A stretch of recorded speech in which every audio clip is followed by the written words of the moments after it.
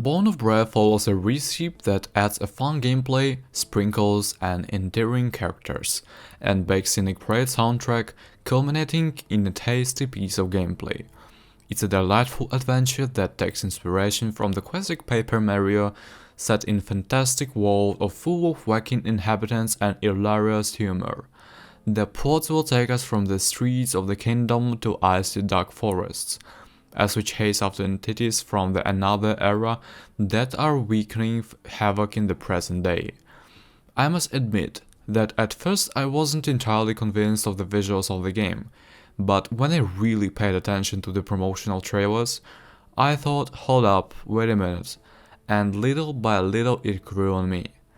That's why I'm going to start by mentioning the art, which is presented in 2.5D that combines a cartoon style for the characters, detail in menus, and some additions to the environment, with objects and structures in 3D that at first I thought felt kinda weird, but resulted in a truly neat addition to the style of the game. The menus in particular are very charismatic, with duels and the character cards that fit very well with the general aesthetic, and something that draws attention from the very main menu of the game. It is worth noting that here, in the settings, there are some colorblind accessibility options that unfortunately I have rarely seen in the other games, and I really congratulate the devs for facilitating the gameplay to people with visual impairments. My respects. The gameplay, on the other hand, is very entertaining.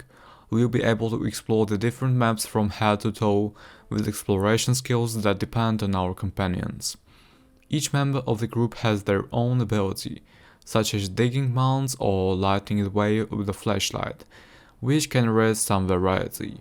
However, I must say that opening the menu to constantly switch between characters becomes a bit cumbersome, especially late into the game, and I think a dedicated button to switch between companions would have been really nice, unless there was one and I missed it. As we explore the world of Bone of Bread, we can find new weapons for Loaf, who can equip them in a Tetris-like inventory, giving us a variety as long as they fit. Also amulets for the talismans that give us passive bonuses, such as improved health or the ability to run faster. There are also some small lizards that will be our collectibles on the game, and also reward us with skill points, used to learn new attacks for our companions. This system integrates exploration with the combat very well. I thought it was great. The combat is turn-based, where we can attack and defend ourselves with different elements, taking Loaf and the partner that we can change in the middle of the fight. So far nothing fancy, but to spice it up, we'll have to active actions in the form of minigames for the quick time events that vary depending on the weapon and attack, which rewards us with a very fun dynamic in combat. Some minigames will make us keep our cursor in the center of our target, others will ask us to press a sequence of buttons and so on. Defending ourselves does not require a minigame, we simply press the interaction button at the right moment to receive a less damage. In the middle of battle we'll have will points, which would be the mana of the game, and can be earned in several ways, either with objects of using our defense action correctly, but we can also acquire these points by carrying out requests made by our audience, such as attacking or using specials. Because our fights will live on air, by the way.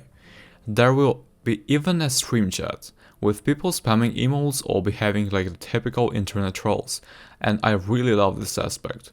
It is worth noting that each emote is unique to the game, and some are based on the characters, which is a very cool extra detail.